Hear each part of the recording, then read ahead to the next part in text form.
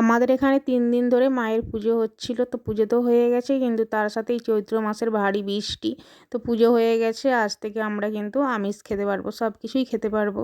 Good morning, Radhe Radhe বন্ধুরা, কেমন আছে সবাই? আশা করছি সবাই ভালো আছে আর আমিও ভালো আছি।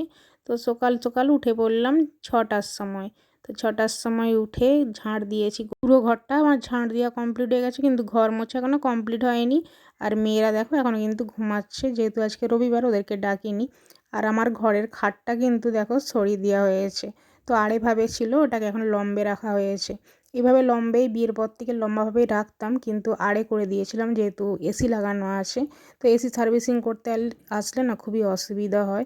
এসির জল পড়ে বিছানার মধ্যে, তাই জন্য খাটটা ঘুরিয়ে দিয়েছিলাম। কিন্তু আবার এখন সমস্যা হচ্ছে, একটা এখন নতুন আলমারি নেওয়া হবে। তো সেই কারণে খাটটা আবার ঘুরিয়ে দিলাম। ওই রকম মানে লম্বা পজিশন না রাখলে কিন্তু আলমারিটা ঢোকানো যাবে না, সেই কারণে খাটটা আবার ঘুরিয়ে চেঞ্জ করে দেওয়া হলো। তো যাই হোক, এখন ঘরটা আমার মোছা কমপ্লিট হয়ে গেছে। এই যে চলে আসলাম বারান্দায়। তো বারান্দাটা মুছে কমপ্লিট করে নিচ্ছি। আর এখন প্রত্যেক দিন প্রায় দিনই না চৈত্র মাসে বৃষ্টি হচ্ছে। তো সন্ধ্যের পর থেকেই মেঘ উঠে ঝড় উঠে প্রত্যেক দিনই বৃষ্টি হয়। আর বারান্দাটা যখনই বৃষ্টি হয় তখনই আমাকে ধুতে হয়, না হলে কিন্তু হয় না, চারদিকের বালি ধুলো এসে পড়ে, তখন বারান্দাটা ধুয়ে দিতে হয়। কালকে যেহেতু বৃষ্টি হয়নি তাই মুছেই নিলাম। তো বাসি কাজ আমার কমপ্লিট। এখন আমি ব্রাশ করব। এই যে এখানে ব্রাশ নিয়েছি, তো এখন ব্রাশ করে নেব। কালকে রাত্রিবেলায় বৃষ্টি হয়নি, কিন্তু আগের দিন বৃষ্টি হয়েছিল, সেই কারণে প্রচণ্ড পরিমাণে ঠান্ডা। চৈত্র মাসেও মনে হচ্ছে যে চাদর গায়ে দিতে হবে, এরকম অবস্থা। তো পাখা তো চালাতে হচ্ছেই না, রাত্রে একদমই পাখা চালাই না, না হলে কিন্তু প্রচণ্ড ঠান্ডা লাগে পাখা চালালেই। তবু পাখা না চালিয়েও কিন্তু ঘুমানোর সময় চাদর গায়ে দিতেই হয়, না হলে কিন্তু খুবই ঠান্ডা লাগে। তো যাই হোক, ওদিকে বাসি কাজ সেরে আমি স্নান করে ঠাকুর ঘরে এলাম। এখন ঠাকুর ঘর থেকে চলে এলাম, আর এখন জলখাবার বানাবো। আজকে রুটি কিনেছি, তো মেয়ের জন্য ডিম টোস্ট বানাবো, ও ডিম টোস্ট খাবে। তো চলো ডিম টোস্টটা বানিয়ে নিই এখন। বৃহস্পতি, শুক্র, শনি 3 দিন ধরে আমাদের এখানে মায়ের গান হচ্ছিল, তো সেই জন্য নিরামিষ খাওয়া দাওয়া হয়েছে। আর আজকে তো রবিবার, আজকে সব কিছু খাওয়া হবে, আজকে আমিষ খেতেই পারবো। আর রুটিওয়ালার কাছ থেকে রুটি নেওয়া হয়েছিল 2টো, আমি তো এমনিই খেয়েছিলাম, কিন্তু মেয়ে বলছে যে ডিম টোস্ট বানিয়ে দিতে হবে ওকে। তো তার জন্য ওকে এটা বানিয়ে দিচ্ছি। আর ওদিকে আমি রুটি খেয়েছিলাম একটা, আর অল্প মুড়ি খাবো, সেই জন্যেই পেঁয়াজ আর কাঁচা লঙ্কা ভেজে নিয়েছি। আর মেয়ের জন্য ডিম টোস্ট রেডি হয়ে গেছে। বেশ কয়েকদিন ধরেই মেয়ে বায়না করেছিল যে ডিম টোস্ট খাবে, কিন্তু করে দিতে পারিনি, কারণ দেশে থাকলে কি হয় বলো তো।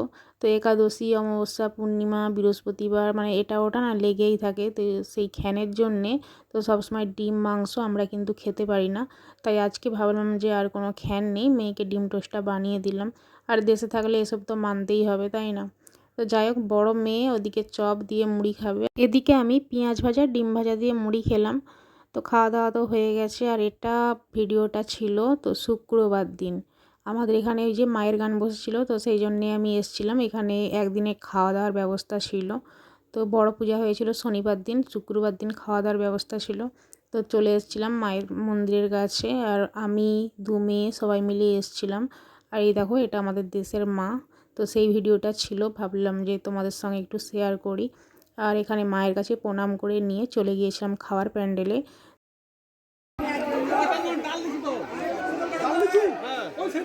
আর এখানে আসার পরে এত পরিমাণে ভিড় ছিল, সেটা বলার মতো নয়। তো এক পঙ্গত তো আমি দাঁড়িয়েই ছিলাম, বসতে পারিনি। পরের বারে আমি বসেছিলাম, মেয়েকে আগে বসিয়ে দিয়েছিলাম, কিন্তু প্রচুর পরিমাণে ভিড় ছিল, সেই ভিড়ের মধ্যে খেয়েছিলাম। আর যার যার কারণে আমি কোনো ভিডিও করতে পারিনি সেদিন কী কী রান্নার রেসিপি ছিল।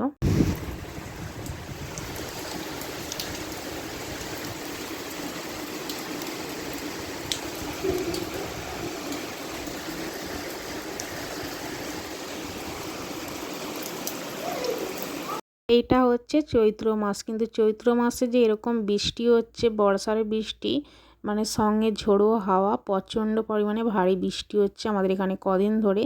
তো সেই জন্যেই প্রচুর পরিমাণে ঠান্ডা। তো সকালবেলা চান করেছিলাম, জলটা এত ঠান্ডা ছিল। তো যাই হোক, এখন এই যে রান্না করব। তো আজকে রান্না সব কিছু সবজি কেটে নিয়েছি, ডিমের ঝোল করব, সেই জন্য ডিমগুলোকে প্রেসার কুকারের মধ্যে সিদ্ধ করে নিয়েছি। আর সবজিগুলোকে তো কেটে নিয়েছিলাম, সেগুলো সবই ধুয়ে নিয়েছি। এই যে দেখো, তোমাদেরকে যে বলেছিলাম পচা ডিমের কথা, 1 পাতা ডিম আনা হয়েছে, তার মধ্যে পচা ডিম। তো একটা ডিম কিন্তু 4-5টা ডিম খাওয়ার পরে একটা ডিম পচা বেরিয়েছিল, আর এই ডিমগুলো ছাড়ানোর পরে পচা দেখাচ্ছিল কিন্তু ওটা পচা না, ভালোই ছিল। ডিমগুলো ছাড়িয়ে নিয়েছি সব। আর এই যে রান্না বান্না করলে আমাদের এখানে একটাই সমস্যা হয়, তো দেশে এই যে চিক দিয়ে উনুন ধরাতে হয়, না হলে কেরোসিন তেল, না হলে খড় দিয়ে।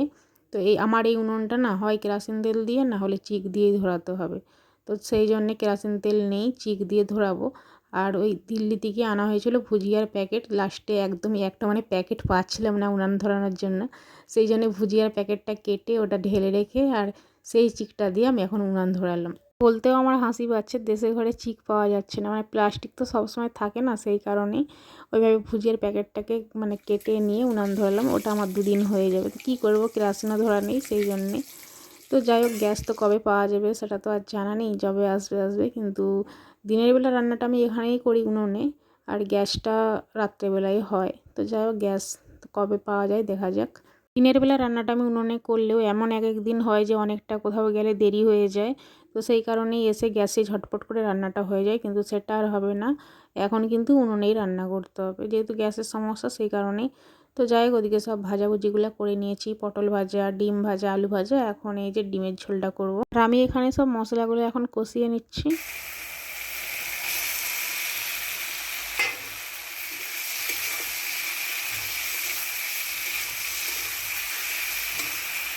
বেশি কিছু করলাম না, একটা সবজি ভাত করলাম, পটল ভাজা আর ডিমের ঝোল। ওদিকে আর মাছও নেই, তো কালকে ছিল শনিবার, ওই সারাদিন বৃষ্টি হয়েছিল, তো সেই জন্য বাজার দিতে পারিনি, তাই আজকে ডিমটাই রান্না করলাম।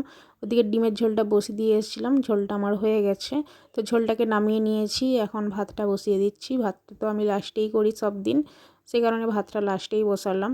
আর ঝোলটা এদিকে হয়ে গেছে, ঝোলটা আমি এখন নামিয়ে নেব।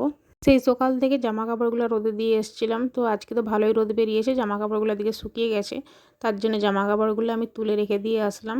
দিয়ে এসে ঝোলটা আমার নামানো হয়ে গেছে, এখন দেখো একটা ভর্তা করব, থালকুনি পাতার ভর্তা করব আমি। তো এটাকে লঙ্কা রসুন দিয়ে বেটে আমি সিলে বেটে ভর্তাটা করব। থালকুনি পাতা চিবিয়ে খেয়েছি, এভাবে ভর্তা কিন্তু কোনোদিনও খাইনি, তো আজকে আমি বানালাম, এটা ইউটিউবেই দেখেছিলাম, তো সেই জন্য বানিয়ে দেখব খেতে কেমন হয়।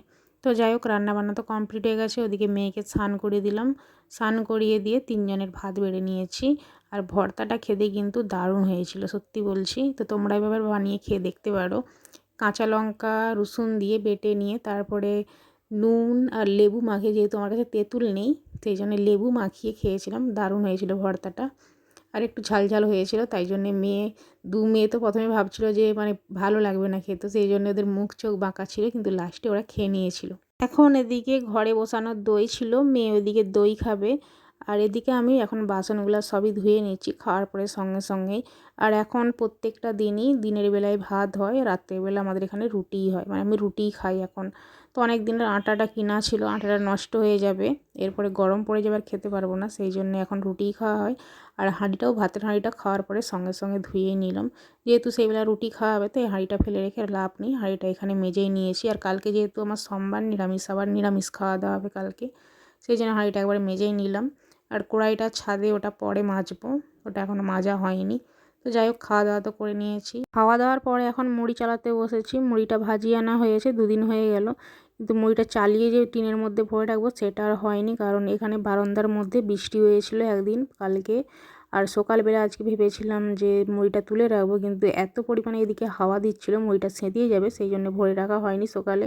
তো ভাবলাম যে এখন আর হাওয়াটা দেয়নি, দুপুরবেলায় মুড়িটা তুলিয়ে নিই খাওয়া দাওয়ার পরে, তো সেই জন্য মুড়িটা এখন তুলে নিচ্ছি। তো যাই হোক, আজকের মতো ভিডিওটা এই পর্যন্তই, পরের ভিডিওতে আবার দেখা।